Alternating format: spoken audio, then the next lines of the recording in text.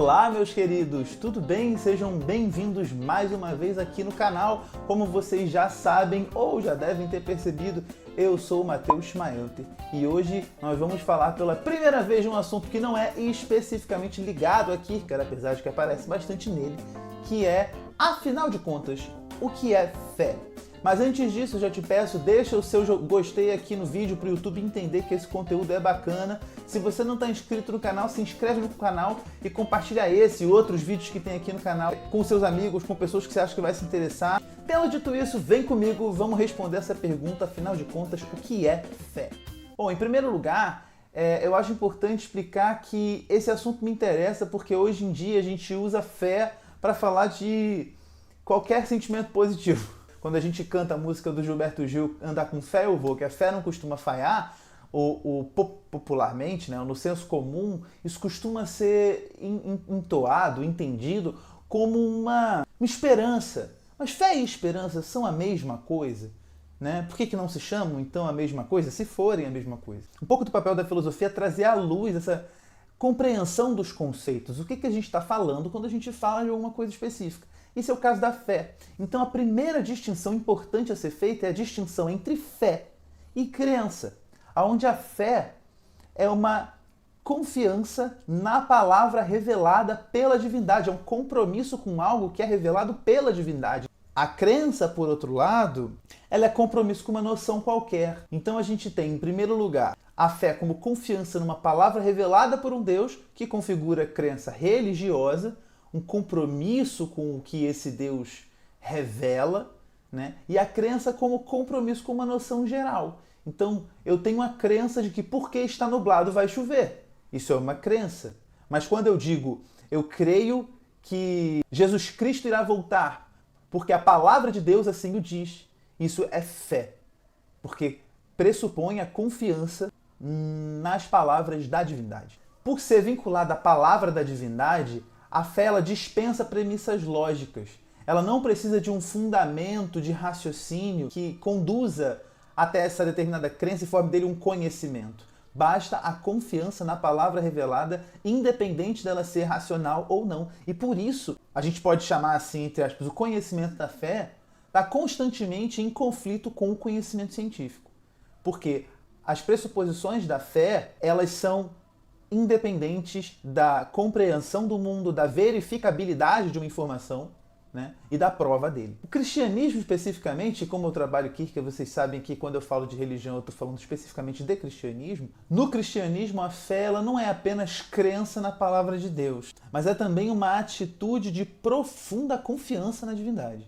Então, enquanto a gente pode falar de, entre aspas, fé em geral, como fé na palavra revelada do Deus, no cristianismo a fé ela é crença na palavra revelada de Deus, mas também profundo comprometimento com a pessoa desse Deus. Isso é uma distinção que é importante fazer, especialmente para quem foi engajar no diálogo interreligioso, por exemplo. Bem, tendo feito então essa distinção geral entre fé e crença e apresentando um pouco sobre as características mais fundamentais da fé, eu queria apresentar para vocês, então, a compreensão de fé que tiveram alguns pensadores na tradição filosófica do Ocidente. Vocês vão perceber, naturalmente, e infelizmente ou felizmente, que a maioria deles é cristã, né? Fica aqui o desafio, então, se vocês quiserem ver, escreve aqui nos comentários que eu posso fazer uma pesquisa sobre outras concepções de fé na filosofia. Por exemplo, a Idade Média tem não só uma influência cristã muito forte, mas também uma participação do pensamento árabe, do pensamento judaico. Será que eles abordam a fé também? Se vocês quiserem, deixem nos comentários aqui e eu faço uma pesquisa e faço um vídeo só para falar de fé extra-cristã. Quem sabe pode ser interessante para mim também e para muita gente. Então vamos lá agora analisar a compreensão de fé que tiveram alguns pensadores na tradição do Ocidente. Essa compreensão de fé como crença na palavra revelada, ela aparece ali entre os séculos 2 e 3 pelo filósofo grego cético, Sexto Empírico. Cético, grego, não cristão, até onde eu posso saber, pelo menos, que se refere à fé como crença na palavra revelada, refletindo sobre alguns argumentos que pareciam vir da fé e da memória. Quer dizer, Sexto Empírico, um filósofo cético, quando refletindo sobre algumas espécies de argumentos que são utilizadas, de argumentações lógico-filosóficas, vamos dizer assim, muitas vezes pareciam sair da memória ou da fé, quer dizer, sem fundamento, sem encadeamento lógico de premissas que fundamente aquele argumento. Para os cristãos, especificamente, existe uma definição de fé que é bastante tradicional, bastante formal, que aparece no Novo Testamento Bíblico, na Epístola aos Hebreus, capítulo 11, versículo 1, que diz assim, de acordo com a tradução da Bíblia de Jerusalém: a fé é a garantia dos bens que se esperam, a prova das realidades que não se veem.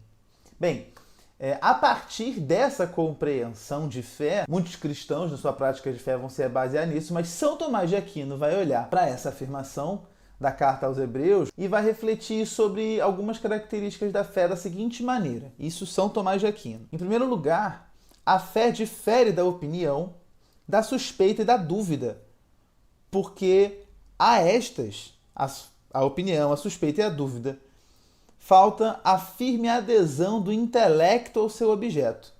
Isso não acontece com a fé, porque a fé possui a sua prova. Quando o autor da carta aos Hebreus diz que a fé é a prova das realidades que se não veem, ela já tem uma prova, que, como a gente já disse lá nas definições gerais sobre a fé, prescinde da apreensão intelectual sobre ela. Em segundo lugar, de acordo com São Tomás de Aquino, a fé difere da ciência e do intelecto, porque a prova da fé é sobre o que não se vê. Tanto o intelecto quanto a ciência carecem de um material aparente, algo visível, algo palpável, a respeito do que elas tratam. Então a ciência, a física, por exemplo, vai analisar os fenômenos naturais que envolvem os movimentos, a astronomia, a ciência que vai analisar os astros e assim por diante. Então a ciência ela tem um objeto e um objeto aparente. O objeto que comprova a fé é um objeto que não se vê. E por isso, de acordo com São Tomás, a fé difere também do intelecto e da ciência.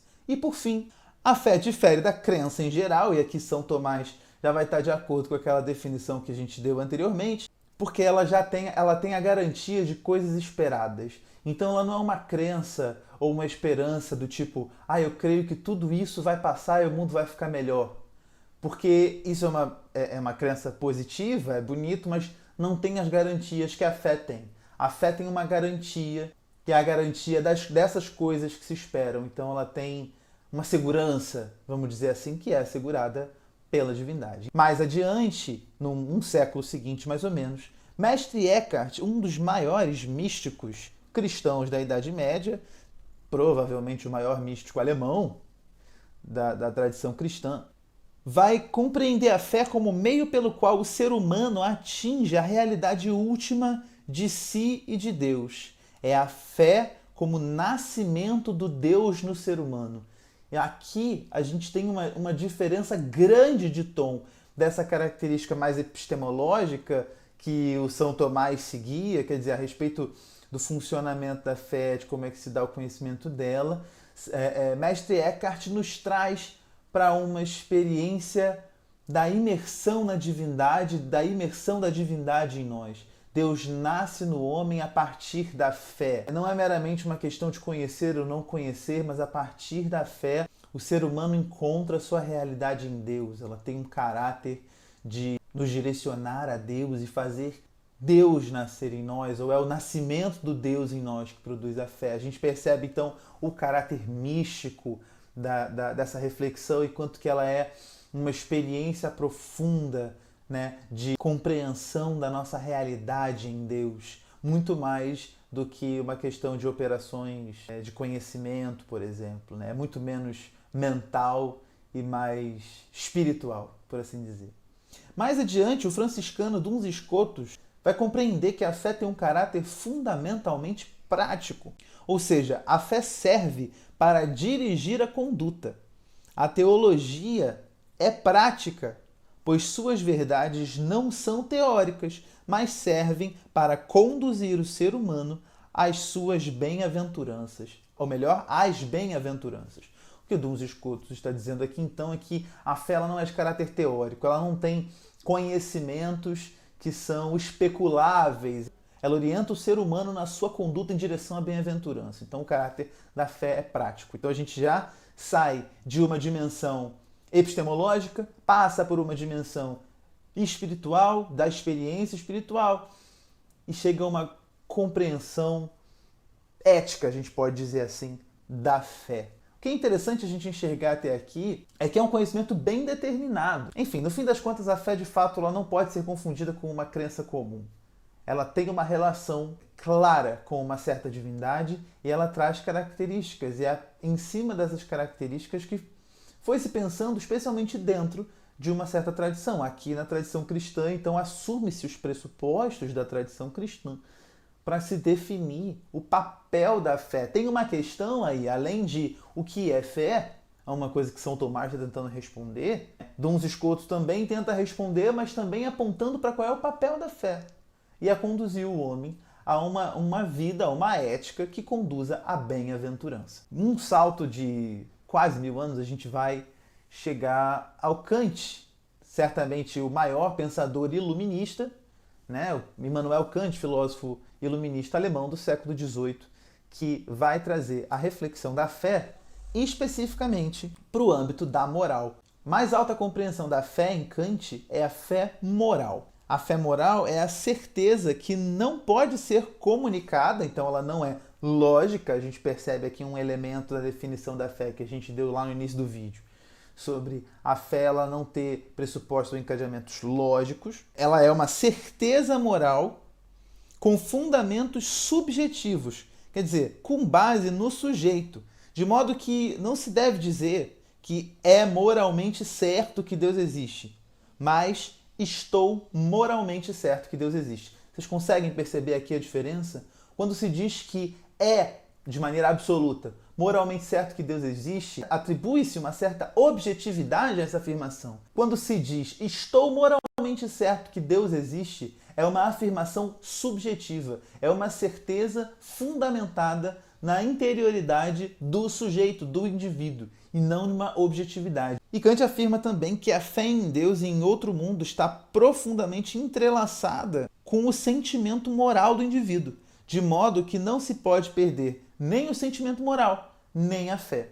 E aqui a gente tem uma compreensão muito interessante, uma virada muito interessante do que a gente viu até agora, que talvez até se aproxime um pouco da compreensão do mestre Eckhart e tem bastante elemento também do pensamento de Duns Scotus, mas é a passagem de uma reflexão objetiva a respeito da fé para uma reflexão subjetiva a respeito da fé. Então aqui a gente já tem uma compreensão de fé como tendo um caráter de foro íntimo, por assim dizer, né? Eu não sou um grande estudioso de Kant, eu conheço muito pouco de Kant. Então, se você conhece Kant, está falando e eu estou falando alguma besteira, comenta aqui para a gente fazer uma retratação depois. Por fim, e aí sim um ambiente onde eu me sinto muito mais confortável, a gente tem talvez o último grande pensador da fé, pelo menos até o século XX, né? A gente está no século XIX, que é o Kierkegaard. Né, o meu dinamarquês preferido, o nosso dinamarquês preferido, esse filósofo que está intimamente preocupado com a experiência da fé e da relação subjetiva do indivíduo singular com Deus. Para o Kierkegaard, a fé está para além da razão. Então, a gente percebe mais uma vez a presença da distinção entre a fé e o caráter intelectual ou científico. O intelecto e a ciência não dão conta de compreender o fenômeno da fé. Porque a fé está para além da razão, ela é a obediência do indivíduo singular em relação absoluta com Deus e com plena confiança nele, de modo a assumir um certo tipo de existência. Para o Kierkegaard, a fé ela é uma experiência existencial, ela é uma paixão que conduz o indivíduo. Então, a figura mais elementar da filosofia do Kierkegaard sobre a fé, que melhor se conhece, pelo menos, é a figura do cavaleiro da fé, expressa por Abraão na grande obra Temor e Tremor. O que Abraão faz ao dispor-se a sacrificar a Deus o seu filho Isaque é uma relação absoluta com Deus. É uma disposição em direção à obediência de Deus, que é uma paixão que o movimenta. E é uma paixão que também o faz crer que a própria divindade irá restaurar aquilo que está pedindo. Então, Abraão sai de casa com a certeza de que vai ter Isaque de volta. A fé é uma paixão que se dá na experiência existencial do ser humano. A fé, como uma experiência subjetiva. Ela se dá na relação do indivíduo singular diante de Deus, sozinho diante de Deus. E, portanto, é uma experiência, em certa medida, incomunicável, porque não se comunica essa relação apaixonada de obediência e de confiança na divindade. Qualquer outro indivíduo não vai compreender, ainda que todos sejam cavaleiros da fé. O que eu quero com esse vídeo é nos fazer refletir sobre o que significa a fé e o que a gente quer dizer quando diz que tem fé em algo. A fé, pelo menos do ponto de vista filosófico e do ponto de vista da filosofia da religião, ela não é meramente abstrata. Ela tem uma aplicação, ela pode ser distinta na sua relação com as diferentes divindades, nas diferentes religiões, mas ela está sempre em direta relação com alguma revelação de alguma divindade. Bem, era isso que eu queria falar para vocês hoje. Eu espero que esse vídeo tenha sido muito interessante e enriquecedor, que tenha gerado bastante crise, mas também bastante resolução. E a gente se vê, então, no próximo vídeo. Até lá, muito obrigado por ter ficado até aqui. A gente se vê. Tchau, tchau.